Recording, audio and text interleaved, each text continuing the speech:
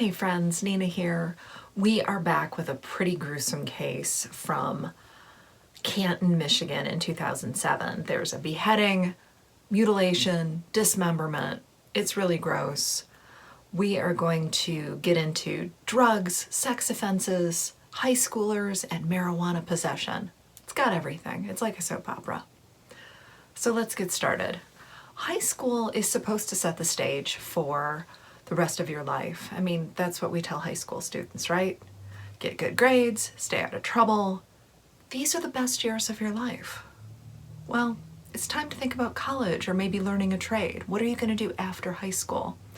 Pierre Orlewicz, or JP as he was known to his friends, he seemed to miss the memo on all of that. He spent his senior year of high school planning a particularly violent and gruesome murder. So come with me to the fall of 2007 when JP decides it's time for a killing, and one of the most gruesome crimes in Wayne County history takes place. We have to ask ourselves, was it self-defense or was it a thrill kill? Or was it a way to get out of a drug debt? That's why Daniel Sorenson died. Pick one. It was either self-defense, a premeditated act of exceptional brutality, but the outcome, either way, it's unchanged. Daniel Sorenson is dead. Did JP want to kill someone just to see what it was like? Or was the 5'7" high school student defending himself against a much larger, much heavier armed man? In the fall of 2007, Jean-Pierre Orlewicz, JP to his friends, is a senior in high school. His friend Alex Letkeman was newly graduated, having completed his degree at the alternative high school back in June. The two of them had spent a sort of carefree summer. They drank, they partied, they smoked some marijuana. They really just enjoyed themselves. It was kind of an idyllic summer for them. But they also ran up a lot of debt. Their source for marijuana, a man named Daniel Sorenson, they owed him, well, JP owed him $300 in cash, a debt that he really did not want to pay back. But the money, it weighed heavily on JP. He knew he should pay it back. He didn't like owing him money, but he wasn't going to get a job. He wasn't going to flip burgers or sling pizzas or mow lawns or whatever it is that kids his age did. That wasn't for him. Before we get into how Sorenson was murdered, you should know that Daniel Sorenson was a big guy. He was over 6 feet tall. He weighed more than 200 pounds. He was born in Provo, Utah, and his family moved to Michigan when he was like 6 or 7 years old. When he started school in Michigan, he was bullied, and the school recommended that he be placed on Ritalin to manage his behavior and help him learn, but his family did not want to do that. They declined the medication, but they agreed they'd put him in special education classes. When Sorenson was 16 years old, he transitioned out of special education classes and into mainstream schooling, and he did graduate with his class. Once he graduated, he started working fast food and various restaurant jobs, and he also met a girl. He met her online, and they started corresponding, and they started this sort of long-distance online romance thing that went on for months, until her mother said it was okay for him to come down and stay with them for a little while. So he went down to see her, and when he got there, he thought she was 16, and he's 18, so no, she was 14. And her mom knew she was 14 and knew that Daniel was 18 and let the relationship go on anyway. In fact, she let him move in with them. So the mom, Jo Taylor, said it was fine that he could live there. And in a 2008 interview with the Detroit Free Press, she described Sorenson as a good kid and said that she loved him like he was her own child. She said that her husband, who was her daughter's stepfather, did not like Sorenson, did not approve of what was going on, and he's the one who went to the police and filed a report that got Sorenson into trouble. Sorenson was charged with criminal sexual misconduct. He was placed on probation and required to register as a sex offender, a mark that would follow him for the rest of his life. Taylor, in an interview back in 2008 with the Detroit Free Press, she described the husband, the one that turned in Daniel, as controlling and abusive, and she has since left him. They've split up. Her daughter, the girl involved in this incident, she agreed to be interviewed, and she said that She remained friends with Daniel for years afterwards, and that he was sweet and sincere, and she had very warm feelings towards him.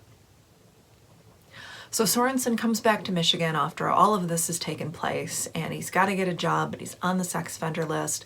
He wants to live with his family, but he's on the sex offender list.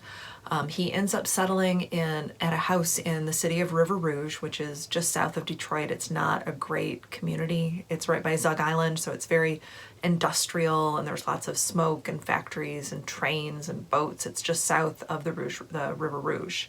The city of River Rouge is south of the River Rouge.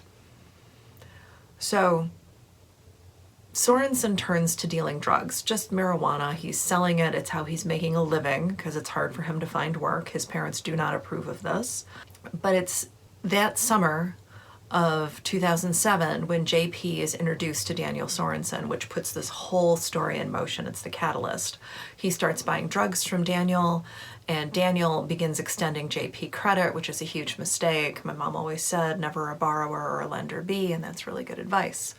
So JP owes him all this money, and Sorenson is this big guy. He drives a pickup truck. He's over 6 feet tall. He carries a gun for his own protection because he is a drug dealer. And then we have Alex Lutkeman, who we talked about earlier, who was JP's good friend. Alex actually owes JP money. So he owes JP $100. JP owes Daniel $300. And JP hatches this plan that he's going to kill Daniel Sorenson so that he can get out of the drug debt. And if Alex helps him clean up the crime scene, he will forgive his $100 drug debt or cash debt that he has with him. So Alex, like an idiot, agrees to this arrangement and says, yeah, $100, I'll do it. I'll help you clean up the crime scene. The crime scene was at JP's grandfather's house in Canton, and we have a photo of that. So Sorenson drives his truck from River Rouge out to Canton, and when he arrives, JP leads him through the gate out back to the garage. I think Alex is there and closes the garage. And once inside, JP attacks Daniel, stabbing him, and then cutting his throat. The larger man, Sorenson, is over 6 feet tall, and if the two of them had fought hand-to-hand, fairly face-to-face, I think Daniel would have kicked his ass, but JP never allowed Daniel the opportunity to fight back.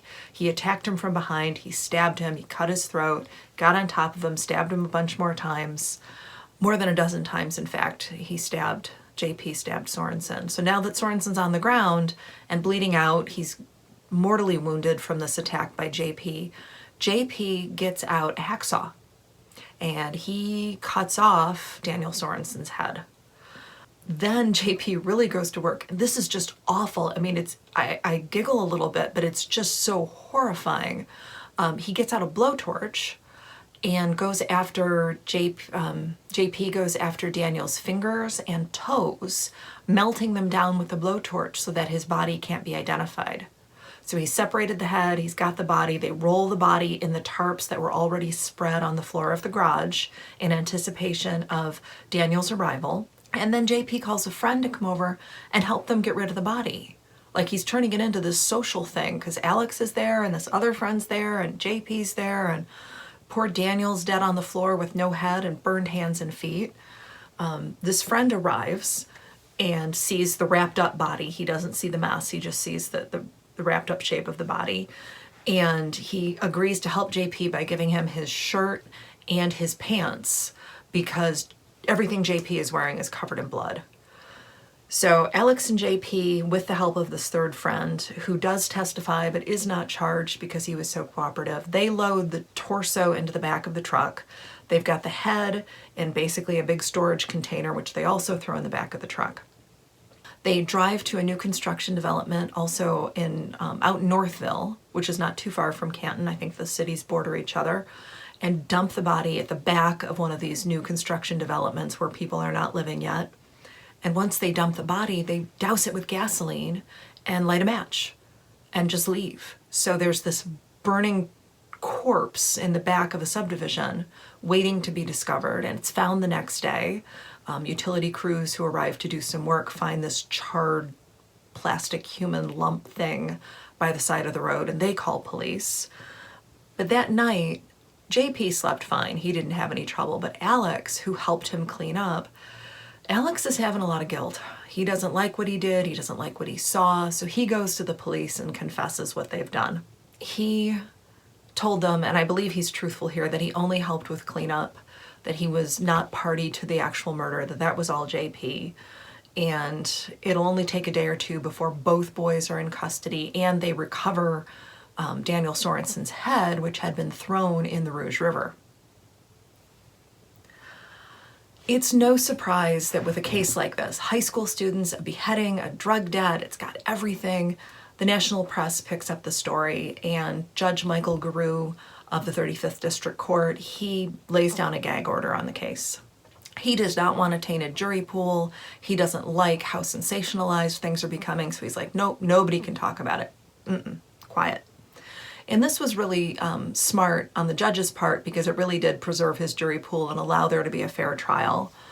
In the spring of 2008, Alex Lutkeman, he decides that he's pleading guilty. He says, this is what I did, I will take a plea, because it gives him a shorter sentence. If he had taken his chances in court, he could have gotten life without parole for being an accessory after the fact. Or worse, because he knew what was going to happen and didn't do anything to stop it. So now the murder took place in November of 2007. Now it's April of 2008 and we're going to trial. And Alex is going to testify against JP, the kid who gave JP his shirt and pants. He's going to testify against JP. The medical examiner is going to testify about all the terrible things that happened to Daniel Sorenson's body. And JP just says, hey, I'm taking the stand in my own defense. I'm getting up there and telling my version of events because this was a self-defense killing. I had no choice. He says with a straight face that he feared for his life, and that's why he attacked Sorenson. He said that Sorenson had organized crime connections and that he carried a gun, and the second part we know is true. The first part, I don't think so. He told the court that Sorenson was connected to organized crime and that Daniel Sorenson was angry with him, so he didn't feel like he had a choice but to kill him. He also denied that he took Sorenson's head and used it like a puppet after cutting it off of his body. Other people testified that he did this. I think it was Alex who testified to that, but JP's like, oh no, I would never. In April of 2008, he's found guilty of first-degree murder, felony murder, and mutilation of a corpse. In May of 2008, Orlewicz is sentenced to life without the possibility of parole. And he appealed the sentence, but in 2011, a 3-judge panel from the Michigan Court of Appeals denied him a new trial. We have talked about in other episodes on the podcast that teenagers, people who are under 18, who are sentenced to life without parole, are getting a second look at their cases. And in a lot of cases, this is well-deserved. They should have a second look, they should be reconsidered, and maybe they should serve 20 to 25 years, not the entirety of their lives behind bars. But it's unlikely that JP Orlewicz is going to find much sympathy from people reviewing the cases. After all, he stabbed Sorenson to death, he used a hacksaw to remove his head, he allegedly used his head as a puppet, burned Sorenson's fingers and toes with a blowtorch to prevent identification, dumped his torso in a field and set it on fire, and finally put the decapitated head in a storage container and threw it in the river. Kim Worthy, the Wayne County prosecutor, was like, no. So I don't think he's getting out anytime soon. I think he's going to end up serving life in prison. As of this writing, Alex Lutkeman is at the Kinross Correctional Facility in the Upper Peninsula, and his earliest parole date is 2027, so he's got about 6 years left in prison. Jean-Pierre Orlewicz, JP, he is serving a life sentence at the Thumb Correctional Facility in Lapeer. Alex's father has worked hard to stay in contact with his son, even though he's all the way up in the Upper Peninsula, which is like a 6 or 7 hour drive. It's really hard to get to in the winter. But he wants to make things better for prisoners, not just his own son, but for all the prisoners. And I don't mean better pillows or better food. I mean better life conditions, more access to their family, more access to their loved ones and friends, because that really changes a prisoner's behavior. It helps them serve better time, and it helps rehabilitate them, which is supposed to be the goal of the prison system. And when the Lutkeman family found themselves in this terrible situation due to Alex's choices, His dad really tried to make the best of it and to help not only his son, but other families who are in the same situation. Again, this case, both of these boys did deserve to be in prison for what they did to Daniel Sorenson. Daniel was learning disabled. He did carry a gun, but was not the type to use it. He did not have mob contacts. This was just, in my opinion, a thrill kill by JP, and he really thought he was going to get away with it. And he didn't, and that's good news. So we'll be back in a week or two with another true crime YouTube video. Meanwhile, be sure to check out our drink videos. I've made some amazing cocktails that I think you'll enjoy, and I appreciate you listening, and please be safe.